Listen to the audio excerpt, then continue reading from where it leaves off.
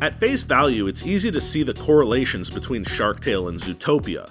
After all, they're both animated movies about talking animals, right? Hey, Oscar! Oscar, over here! I gotta talk to you! However, to most, that's where the similarities end.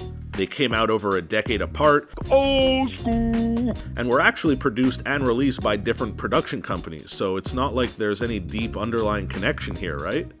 Right? Oh, you know us too well. This is ScreenRant, after all, where we uncover even the deepest connections.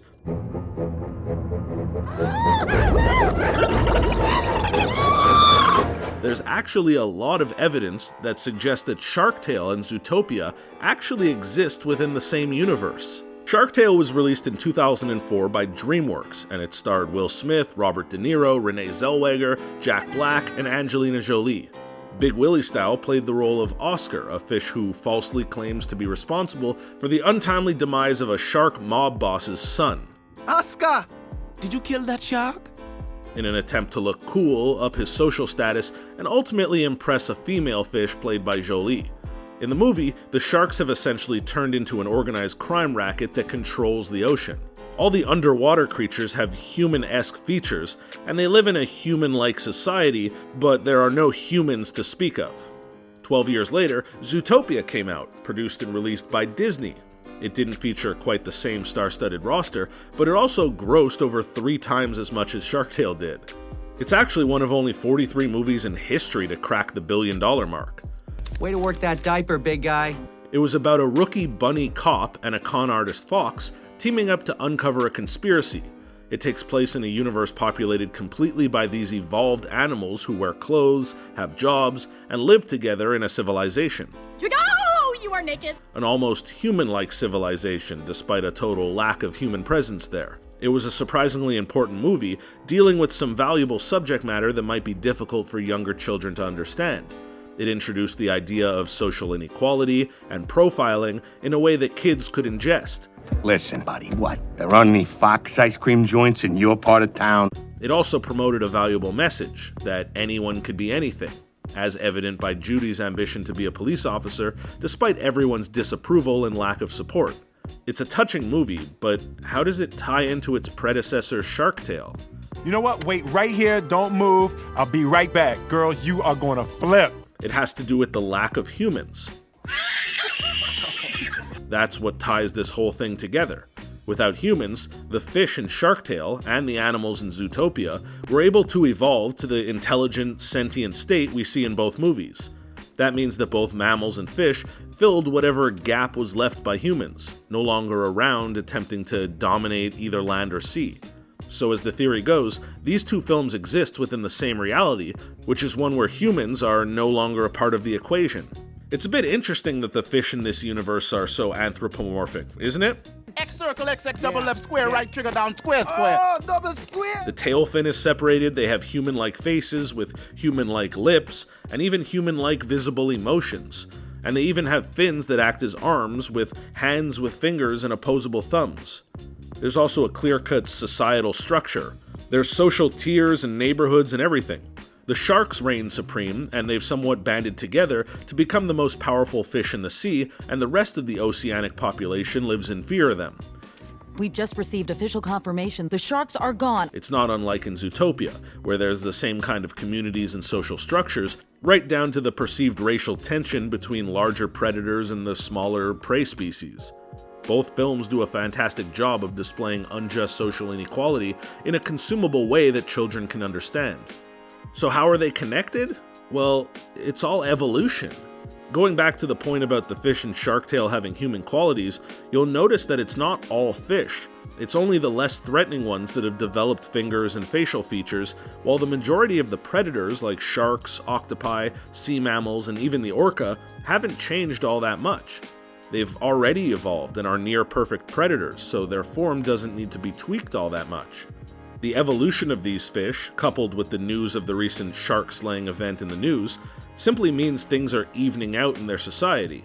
The non-predator fish are gaining a bit of power, and the scales are beginning to balance out, pun intended. It's symbolic of things in their society evening out. While the oceans in Zootopia are never truly explored, it's safe to say that the movie deals with a similar type of cultural shift. Certain animals are pigeonholed into their certain roles, pun intended, and their society is very judgmental with their classes. However, the whole point of the movie is that everyone is equal and anyone could do anything. By the end of the film, their world is a whole lot more willing to coexist than it was at the beginning. In fact, the animals in Zootopia have anthropomorphic qualities as well, but if you'll notice, it's only the mammals. It's a bit odd that there's almost no mention of ocean life in Zootopia, isn't it? Perhaps it's because they've evolved at the same pace and are actually just as intelligent, because both movies take place in the same universe. So if that's the case, then do humans just not exist in this world altogether? Did they exist in the past and went extinct, or were they just never a thing in this reality? Well, there's a number of possibilities with no clear-cut correct answer, but something tells me this ties into the greater Pixar theory at large. If you aren't familiar with the theory, I'll give you a quick recap without getting into too much detail, because that could be a video of its own. In fact, it already is. You can click over here to watch it when you're done watching this one. Essentially, as the theory goes, all the Pixar movies exist within the same universe, on one massive timeline. They didn't come out in order, otherwise that would be too easy to catch, but it starts in prehistoric times, evolves into the medieval times, lands in the recent past, the present, and the not-so-distant future, and then things get interesting. WALL-E is the real catalyst of major change, where humans mistreat the planet to such a grave extent that they're forced to leave, or worse, they go extinct. In the movie Cars, we see a slew of notable Earth landmarks, and it's clear that they're on this planet, only there's no humans around. That's because the Pixar theory takes us into a future where humans aren't around anymore, yet the world is able to evolve regardless. In Cars, there's supposed to be no other life on this planet. Only in one scene on the beach, there's a direct mention to a crab. Now what? I didn't want to hit a crab. Perhaps that means life was beginning to rebuild and repopulate, only this time without humans there to pollute everything and mess it all up. There's no telling how the world would evolve without the human imprint on literally everything. According to Pixar, they'd develop human qualities and human-level intelligence, learn to speak English, and build up societies of their own. That's exactly what happens in Shark Tale and Zootopia. Perhaps these movies don't take place at the exact same time, but certainly within the same window of existence and the same era as one another. They both happen in the future, in a world where humans are long gone and animals and fish have been given the space and freedom to turn into the creatures that we see on the big screen. Zootopia is just the land version of Shark Tale and vice versa. It's kinda depressing when you realize the lesson to all of this is just that humans ruin everything. It could be argued that the movie Ice Age even makes sense under this umbrella.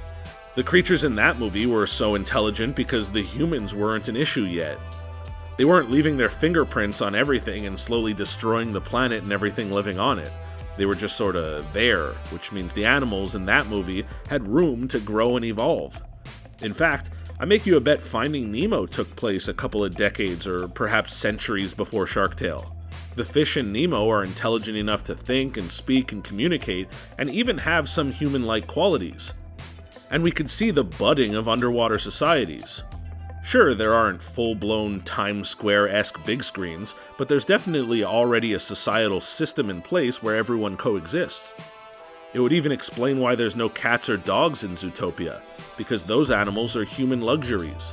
They were wiped out alongside humanity because they're domesticated animals. They don't exist in the ecosystem of the wild, so they couldn't survive this evolution of the world.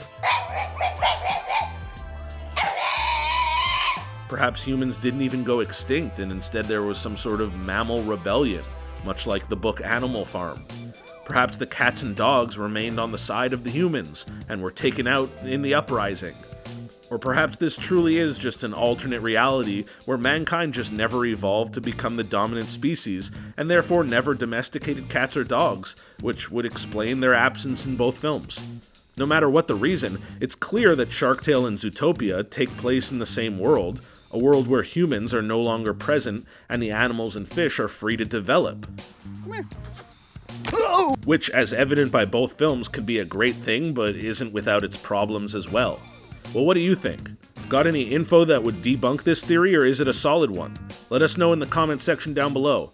And before you go, make sure you smash that thumbs up button, and if you haven't already, make sure you're subscribed to ScreenRant to stay up to date on all of our latest releases. Until next time, bye!